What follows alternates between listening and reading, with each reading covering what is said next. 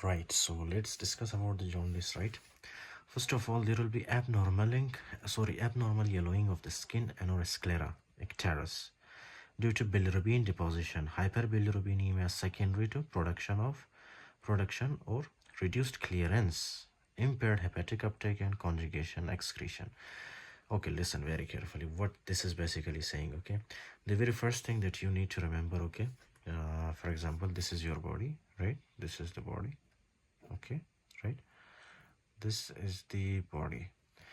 अब क्या है कि बॉडी के अंदर कभी कभी क्या होता है, यहाँ पे बिलिरुबिन ज़्यादा हो जाता है, राइट? बिलिरुबिन, ये बिलिरुबिन जब ज़्यादा होता है ये क्या करता है, this will start depositing in the skin, right? यहाँ पे स्किन पे डिपॉजिट हो रहा है. दूसरा कहाँ पे जाता है ये, डू यू नो दिस?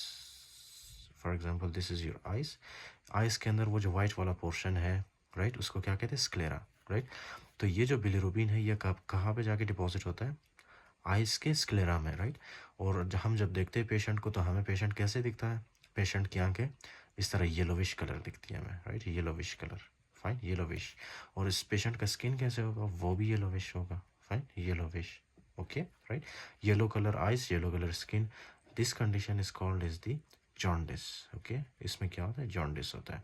और जब आंखों में फॉर एग्जांपल बिलिरुबिन की कॉन्सेंट्रेशन ज़्यादा हो स्क्लेरा में, that is called is the icterus, okay? Icterus इसको कहते हैं, फाइन.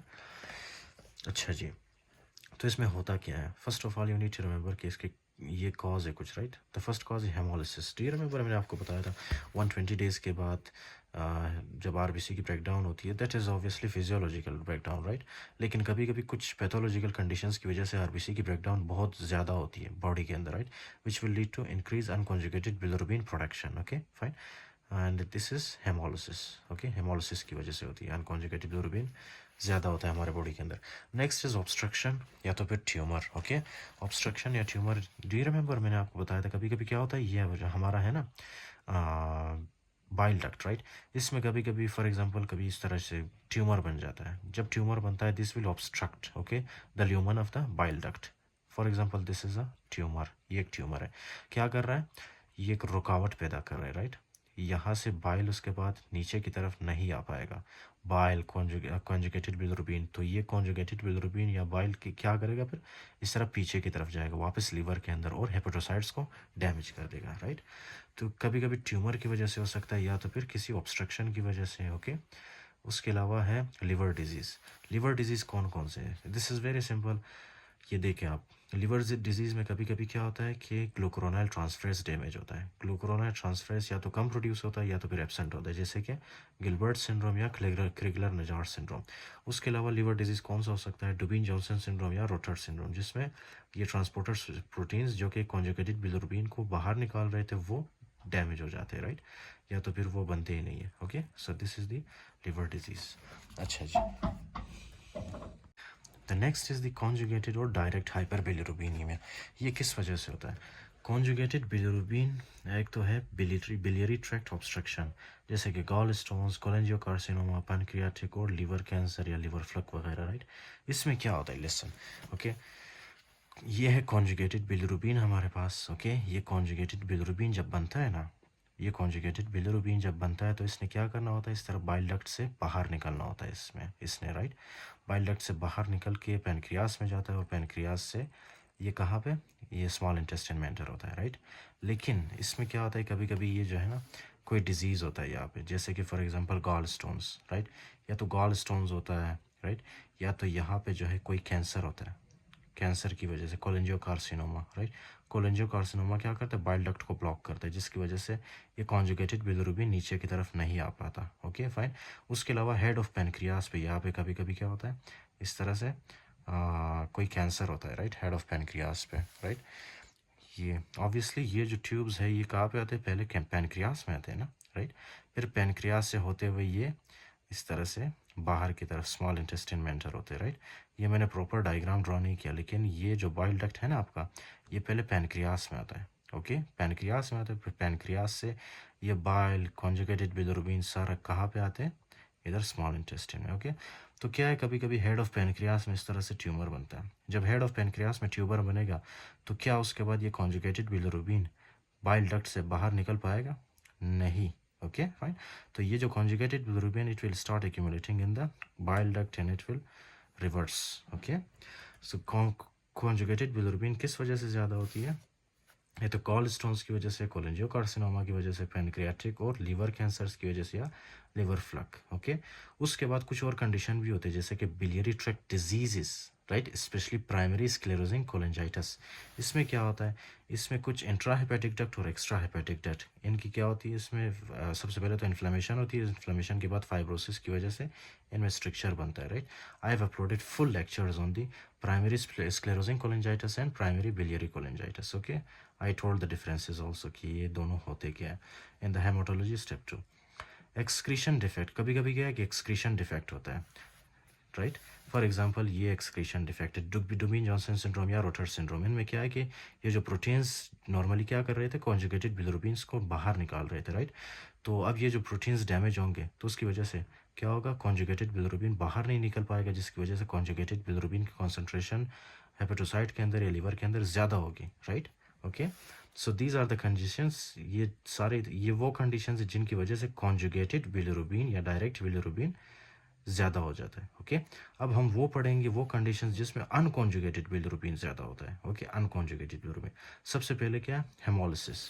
ये देख रहे हो आप, अनकॉन्जुगेटेड बिलिरुबिन किस वजह से ज़्यादा हो रहा है? एक तो ये हेमोलिसिस, जब रेड ब्लड सेल की ब्रेकडाउन ज़्यादा होती है, राइट, तो क्या होता है? अनकॉन्जुगेटेड बिलिरुबिन ज़्यादा प्रोड्यूस होता है बॉडी के अंदर. फाइन, एक तो ये रीज़न है. दूसरा क्या है? दूसरा है benign units. I will study this, I will let you know about this, okay, in the coming lectures. अच्छा, उसके बाद है क्रिगलर Najjar syndrome. Do you remember, मैंने आपको बताया था ये कभी कभी क्या होता है, ग्लूकुरोनाइल ट्रांसफरेंस ये क्या होता है, या तो एब्सेंट होता है या कम होता है बॉडी के अंदर, राइट. तो इसकी वजह से क्या होगा, जब ग्लूकुरोनाइल ट्रांसफरेंस कम होगा तो क्या अनकॉन्जुगेटेड बिलिरुबिन कॉन्जुगेटेड बिलिरुबिन में कन्वर्ट होगा? नहीं होगा, जिसकी वजह से अनकॉन्जुगेटेड बिलिरुबिन की कॉन्सेंट्रेशन बॉडी के अंदर ज़्यादा होगी. फाइन, ज़्यादा होगी. तो ऑब्वियसली दिस विल ट्रांसलेट, ये किस वजह से होता है? गिलबर्ट सिंड्रोम या क्रिगलर नजार सिंड्रोम की वजह से. ये देखो ग्रिगलर या गिलबर्ट या क्रिगलर नजार सिंड्रोम की वजह से. ओके, अच्छा, उसके बाद mixed hyper bilirubinemia, both direct and indirect hyper bilirubinemia जैसे कि हेपेटाइटिस या सिरोसिस के लिए मैंने लेक्चर अपलोड किया, यू कैन चेक. ओके, अच्छा जी, so this one I will upload a full lecture on this. Okay, now let's read this one. Okay, Gilbert syndrome. Do you remember Gilbert syndrome में क्या हो रहा था? ये ग्लूक्रोनाइल transferase जो है इसकी या तो डेफिशिएंसी होती थी या तो फिर एब्सेंट होता था, राइट. तो गिलबर्ट सिंड्रोम क्या है, इसमें माइल्डली ये जो है ग्लूक्रोसोनाइल ट्रांसफरेज इनकी कमी होती है, राइट. इसीलिए कॉन्जुगेशन नहीं हो पाता. एसिम्प्टोमेटिक और mild jaundice usually with stress, illness और फास्टिंग, राइट. उसके अलावा increase unconjugated bilirubin without overt haemolysis, right.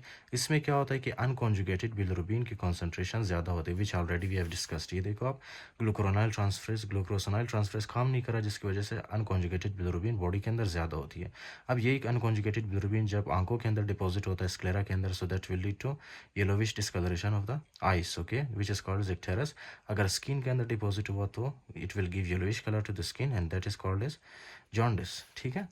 उसके बाद एक Crigler Najjar syndrome type 1 specially. इसमें क्या होता है कि एब्सेंट यूडीपी ग्लूक्रोसोनाइल ट्रांसफरेज. ये देख रहे हो आप, क्रिगलर नजार सिंड्रोम, इसमें क्या होता है, बिल्कुल एब्सेंट होता है. क्या एब्सेंट होता है? ये ग्लूक्रोनाइल ट्रांसफरेज, राइट. अच्छा जी, present early in life but some patients may not have neurological signs until later in life. Okay, अब ये जो कॉन्जुगेटेड बिलिरुबिन है, राइट, ये जब ज़्यादा होता है समटाइम्स ये क्या करता है, ब्रेन के अंदर डिपॉजिट होना स्टार्ट कर देता है, राइट. ब्रेन के अंदर डिपॉजिट होता है specially in the basal ganglia and this will cause kernicterus. Okay, kernicterus. तो अच्छा जी, फाइंडिंग्स में क्या मिलती है? जॉन्डिस मिलता है हमें. जॉन्डिस तो मिलेगा ही, राइट. आई टोल्ड यू कि अनकॉन्जुगेटेड बिलिरुबिन क्या करता है, स्किन के अंदर डिपॉजिट होता है, राइट. यहाँ पे मैंने बताया था अनकॉन्जुगेटेड बिलिरुबिन जब स्किन के अंदर डिपॉजिट होता है तो it will give yellowish colour to the skin which is called jaundice. Okay, उसके अलावा कर्निकटेरस करवाता है यही बिलिरुबिन, राइट. ये कभी कभी क्या करता है, इस तरह से ब्रेन के अंदर जाके डिपॉजिट होता है, right. Brain specially basal ganglia को डैमेज करता है which will lead to kernicterus. Unconjugated bilirubin deposition in brain. Okay, in increase unconjugated bilirubin treatment में क्या करते हैं, प्लाज्मा फेरेसिस करते हैं, राइट. प्लाज्मा फेरेसिस का मतलब है उसको निकाल देना, बिलिरुबिन को बॉडी से निकाल देना, राइट. उसके अलावा फोटोथेरेपी क्या है? फोटोथेरेपी ये है ना कि हम पेशेंट को जो है एक्सपोज करते हैं लाइट में, राइट. अच्छा, इस ये लाइट क्या करता है basically, does not conjugate and unconjugated bilirubin को कॉन्जुगेट नहीं करता ये, लेकिन ये अनकॉन्जुगेटेड बिलिरुबिन की पोलैरिटी को बढ़ा देता है, राइट। जब इसकी पोलैरिटी बढ़ जाती है, राइट, तो ये वाटर के साथ मिक्स होता है और वाटर के साथ मिक्स होके हमारे बॉडी से एक्सक्रीट होता है, फाइन। अच्छा जी, so liver transplant is also curative. Type 2 में क्या होता है, टाइप 2 क्रिगलर नजार सिंड्रोम में क्या होता है, is less severe and respond to phenobarbitol. Phenobarbitol जब देते हैं ना, फिनोबार्बिटोल क्रिगलर नजार सिंड्रोम को ठीक कर देता है, okay.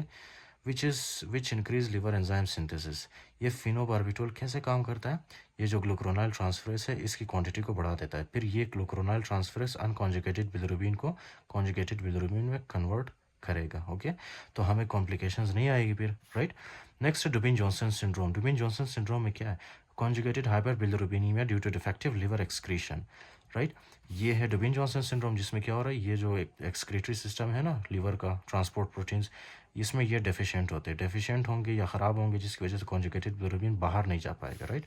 So defective liver excretion proteins, grossly black dark liver due to impaired excretion of epinephrine metabolites. Listen, okay, ये जो हमारे पास प्रोटीन्स है, राइट, ट्रांसपोर्टर प्रोटीन्स, ये सिर्फ कॉन्जुगेटेड बिलिरुबिन को बाहर नहीं लेके जाता, कॉन्जुगेटेड बिलिरुबिन के साथ ये एपिनेफ्रिन के मेटाबोलाइट्स को भी लीवर से बाहर निकालता है, राइट। लेकिन जब ये डैमेज होता है तो एपिनेफ्रिन के मेटाबोलाइट्स लीवर के अंदर एक्यूमुलेट होना स्टार्ट कर देते हैं, जिसकी वजह से लीवर को क्या होगा, लीवर को एक ब्लैक कलर, लीवर का कलर ब्लैक होगा, right. Grossly black dark liver due to impaired excretion of epinephrine metabolites, right. Next, Rotor syndrome. Rotor syndrome क्या है, phenotypically similar to Dubin Johnson syndrome, ये बिल्कुल डुबिन जॉनसन सिंड्रोम की तरह होता है, right, but milder in presentation without black.